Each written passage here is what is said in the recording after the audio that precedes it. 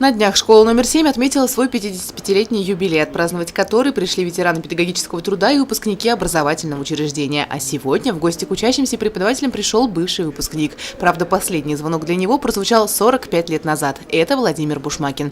В Сибае он оказался волей случая. Родители приехали работать по направлению на завод бетонных изделий. Вот и пришлось пойти учиться в тогда еще новенькую школу. После ее окончания Владимир Ильич по комсомольской путевке был отправлен в военную школу Казани и с 1975 года начал работать на военной службе в должности командира взвода на Дальнем Востоке. Так и пошло. Гарнизоны, военные заграничные командировки, спецзадания. Службу он закончил в 2000 году и в звании полковника. Потом работал на оборонном заводе. Он и сейчас, будучи в отставке, продолжает трудиться в обществе «Татнефть» в управлении экономической безопасности предприятия. Живет в Татарстане, в городе Альметьевск. Наш герой признается, что частенько вспоминает школьные годы и небольшой уютный городок, а по возможности старается сюда приезжать.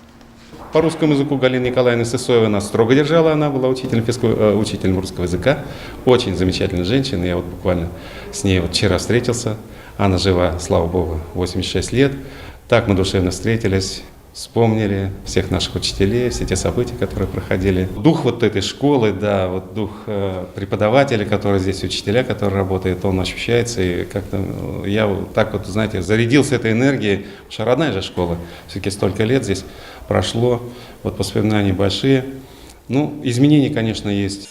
За время своей службы Владимир Ильич награжден множеством орденов и медалей. И как истинный военный человек, по приезду в город он заглянул в военкомат, ознакомился с работой общественных воинских организаций и отметил, что работа в этом направлении ведется на отлично. Владимир Бушмакин пообщался со школьниками 7, 8, 9 классов. Он узнал их гражданскую позицию и настрой относительно военной службы, а заодно и порекомендовал юношам обязательно отслужить в вооруженных силах, дабы почувствовать себя настоящим мужчиной. В большей степени хотел бы, чтобы вот ребята, которые вот достойно закончив школу, имели бы желание и пойти по военной стезе. Сейчас вооруженные силы набирают очень хороший такой темп, качество, количество. Ну, многие вещи там сейчас очень положительно решены, и социальные, и денежные удовольствия, и чувство такое, знаете, вот патриотизма там очень сильно развито. Исключаются многие вопросы, касающиеся вот, в то время, тяжелые годы 90-е, это неуставные взаимоотношения. Сейчас это уже нет в большинстве своем.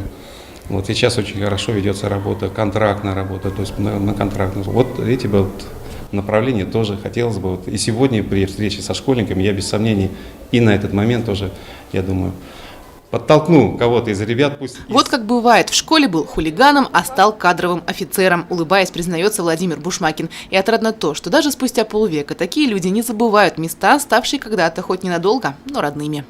Елена Афанасьева, Радмир Сингулов, Гульгина Раскильдина, телекомпания СТВ.